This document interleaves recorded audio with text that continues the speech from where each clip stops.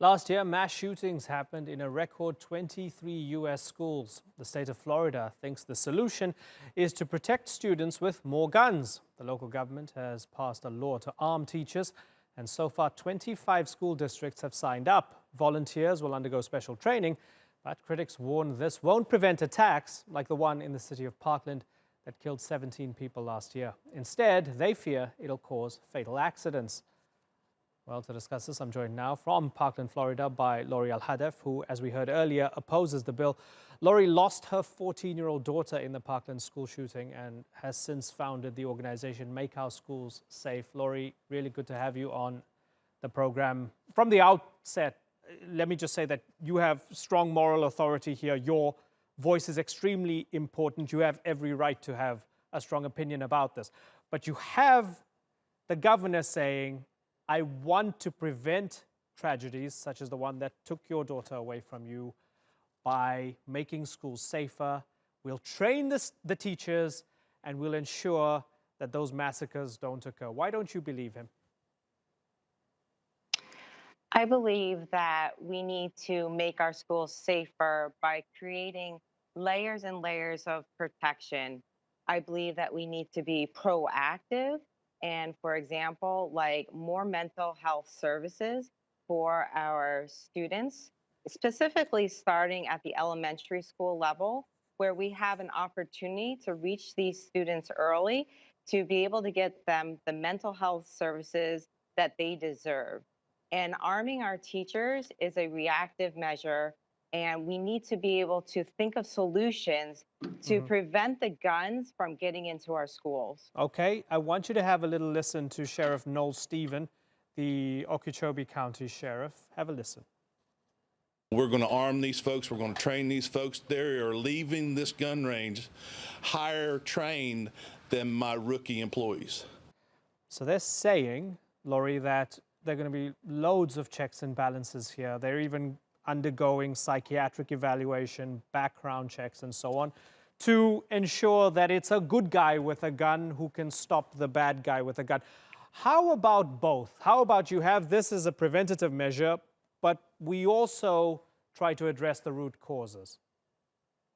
I think, though, unfortunately, 144 hours of training is not enough. And only 8 of those hours being of active shooter training is not enough. I don't understand it. They required 12 hours for legal information guidance and only 8 hours towards active shooter. It doesn't make any sense. In a fight or flight situation, people have to be able to react. As you saw on February 14th, we had a law enforcement officer who froze and didn't act, and he was supposedly trained. And so only giving our teachers 8 hours of active shooter training is not enough. And it's going to cost more lives because teachers, it is not in their training. This is not what they went to school to do. And 8 hours is not enough to be able to take down the threat. They're not able to assess the situation. They're not trained. It's not enough training.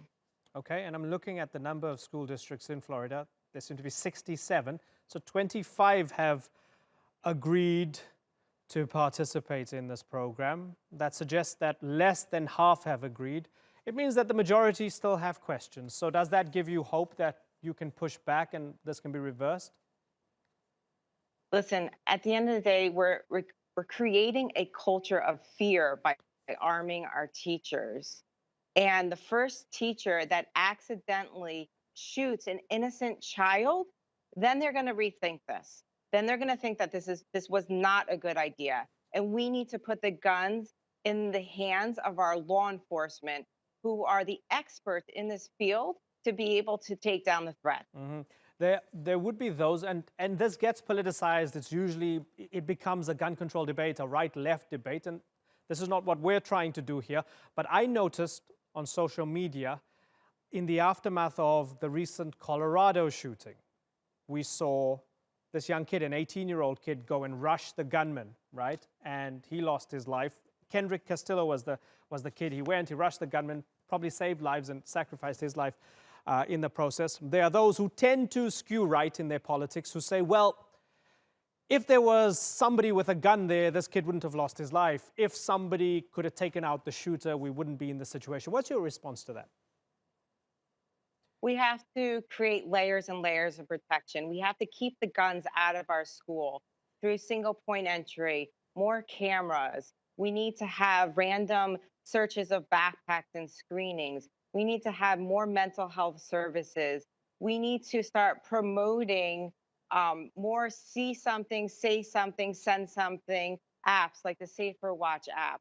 So we can get help to these students that are crying out for help on their social media through their posts and and find those threats and take them out before the guns even get onto campus. And the other thing is that we need to arm our teachers with panic buttons to be able to activate law enforcement as quickly as possible to take down the threat. And then they will know where that threat is coming from when the teacher pushes that button. And we should not give our teachers guns. For those who say, well, the National Rifle Association, or NRA, is extremely powerful, they fund a lot of politicians who tend to push through these bills. So you're fighting a losing cause. How do you feel about that? Well, you know what? What we are doing currently now, the status quo is not working. So our legislators need to wake up and realize that we have to make changes to something. So we will either continue to do what we're doing and continue to have school shooting after school shooting and our loved ones dying, or we're going to wake up and we're going to start making changes to our gun laws, giving more money to mental health services, and putting more money back into our public schools for school safety and security. Lori Alhadeff, I really appreciate you taking the time to come and talk to us. Thanks so much for joining us. Thank you.